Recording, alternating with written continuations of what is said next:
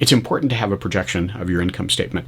You'll need it to manage your business, but you'll also need it when you start pitching investors to invest in your company. The challenge is when you're a really early stage company, you have little or no operating history, so no history of expenses and revenue. It's a good question. How do you project multiple years worth of income and expenses? That can be a daunting task. In today's video, we'll give you some ideas on how to approach that task without just simply fabricating numbers out of nothing. Hi, I'm Steve Morris, and I use this Startup SOS channel to provide practical how-to advice for new entrepreneurs who are building a growth business. So projections are hard, especially hard when you have little or no operating history. So you don't have much, if anything, in the way of a revenue history or an expense history to project from. So what do? Just make up numbers? Just draw that hockey stick investors want to see? Well, just drawing the hockey stick is probably not the best way to do it. Doing something that you can defend, even though it's probably not 100% correct, but doing a projection you can defend is a much, much better position to be in. So how do you go about doing that? Well, my suggestion is always to do it by creating a bottom-up model. Now, what do we mean by bottom-up? Well, it's anchoring it in some concrete assumptions, like specifically, month to month, think through what will you actually do?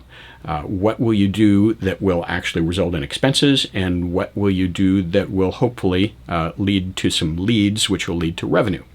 What will you actually do each month?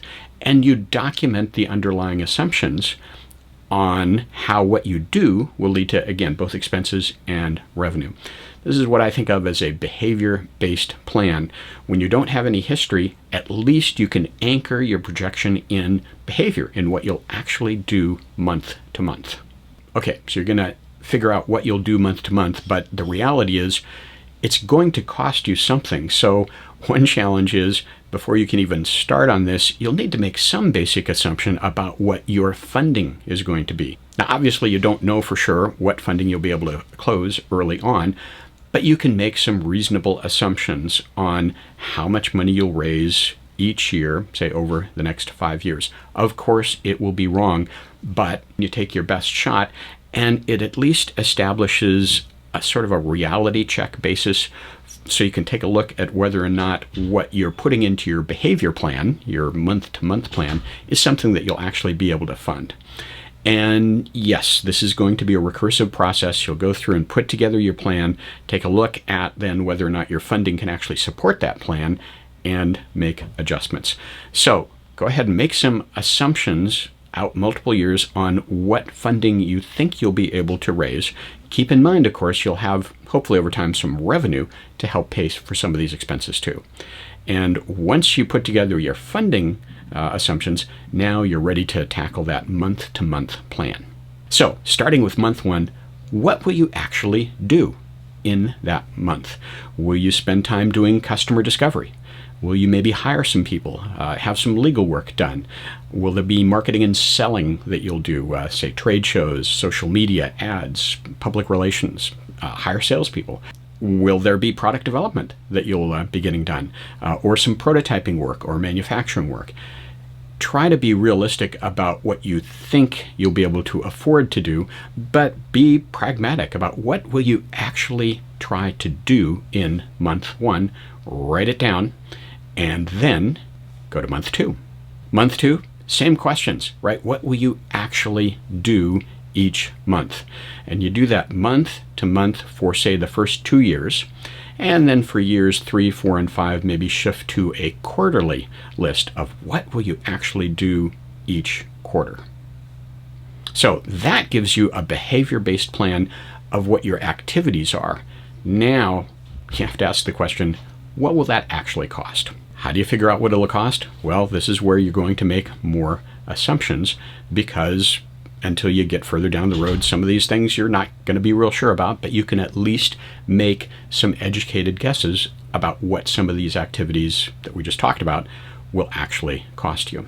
Clearly, the better the assumptions that you make, the better your forecast is going to be. And initially, let's face it, you don't have a lot to go on, so your assumptions won't be very good. How do you make them better?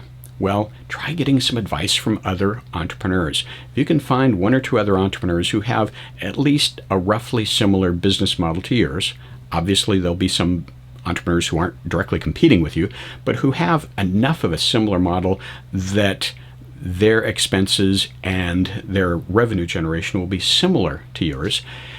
It can be hugely beneficial to get some advice from them to find out what various things cost them in terms of marketing and product development and so forth. And that'll give you at least some basis to make better assumptions for your business. So whenever you can, get some advice from people who've been there, but who are just a little bit further down the road than you are. Of course, there are all kinds of categories across which you'll need to make these assumptions about costs. There are salaries and legal expenses, marketing and sales, product development, prototyping, manufacturing. All of it, of course, can cost you money. And if you put the assumptions on what those will cost into your spreadsheet as assumptions, then over time, as you learn, you'll be able to update those assumptions literally in your spreadsheet and improve your model over time. That's part of the benefit of doing this sort of assumption-based planning is early on, sure, your assumptions will be questionable, but over time, they'll get better because you'll learn more and more. Now you've done your month-to-month and quarter-to-quarter what you will actually do plan. You've taken a pass through that to figure out what it'll actually cost. Now, same process of going through and figuring out the things you did in the area of marketing and sales. What revenue will that lead to? So how do you do that? Well, again, you're making some additional assumptions. Some typical revenue assumptions might be, okay, for each marketing activity that you'll do in a particular month, say starting with month 1, how many leads do you think each of those marketing tactics will generate in that month? Yes, that's a little bit of an educated guess. Maybe it's a wild guess early on because you have no data at all, but month to month, pretty soon you'll learn more about how many leads are actually generated, and those assumptions will get better. So you just start with your best assumption. How many leads in that month will each tactic generate? How long do you think it'll take for typically a lead to become an order or to be lost? One of the two. So how long from lead to order? And what percent of leads do you believe will actually become orders? And then finally, what do you believe will be the average order size? Now, you can imagine if you make all those assumptions for month 1, that will give you a pretty good idea of what your revenue will be for month 1. And if it's a long order time, say if an order time takes months, well, these assumptions will help you project the follow-on month orders and revenue. So you do that for month 1, and then you do the same thing for month 2. And again, you're building these assumptions into your spreadsheet. So as you get smarter, as you get more information over time, you're updating the assumptions. That ripples through your model, and your model just keeps getting better and more accurate. Now, another thing you might do if you have more of a capital sales business that's maybe driven more by direct sales is you might want to test your model by looking at how many salespeople you'll bring on board each month and figuring out how long it will take for them to be productive, to get trained and come up to speed, and then figure out what do you think the productivity will be of a salesperson once they are up to speed. So, for example, in a capital equipment business, maybe you think a salesperson will take 5 or 6 months to really train and come up to speed, and once they're up to speed, maybe they should be able to close $1 million a year, let's say. Well, that gives you a little bit of a reality check then to go back and look at your numbers, look at the rate that you're going to be able to afford to bring on salespeople, look at how long it'll take to come up to speed, and do your numbers make sense? Will you actually have enough salespeople to make the orders that you projected happen? For a capital equipment kind of sale situation, which is more likely to be direct sales or sales through a distributor, that at least gives you some kind of a reality check on your numbers. Do you have enough salespeople to make those numbers happen? All right, so you've done your behavior-based plan, you've gone through and figured out an estimate at least of what the expenses are, and then done the same thing for revenue. Now it's time to step back and say, do the funding assumptions that you made combined with the revenue that you think will come in and the timing of that revenue, of course, and does that look like it'll cover your expenses? Or indeed, do all of the activities that you planned on result in so much expense that you just won't be able to afford to do everything that you planned?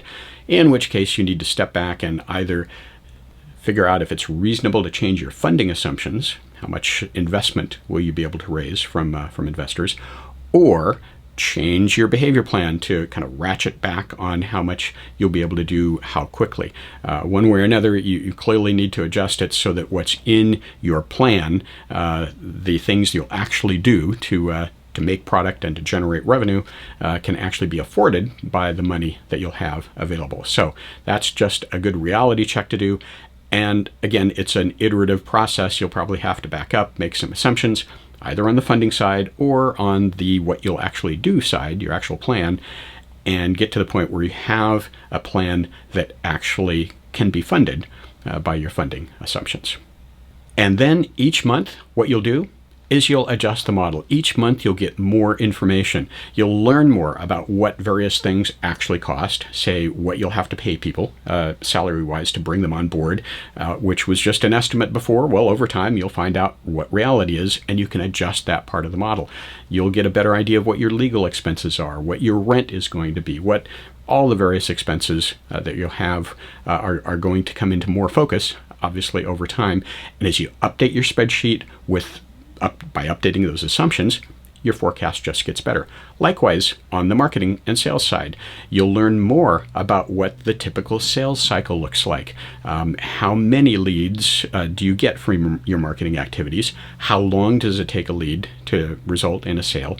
What % of leads actually lead to a sale, and so forth. So again, that's part of the power in putting together the model early on and making it assumption-based and literally incorporating those assumptions into your spreadsheet.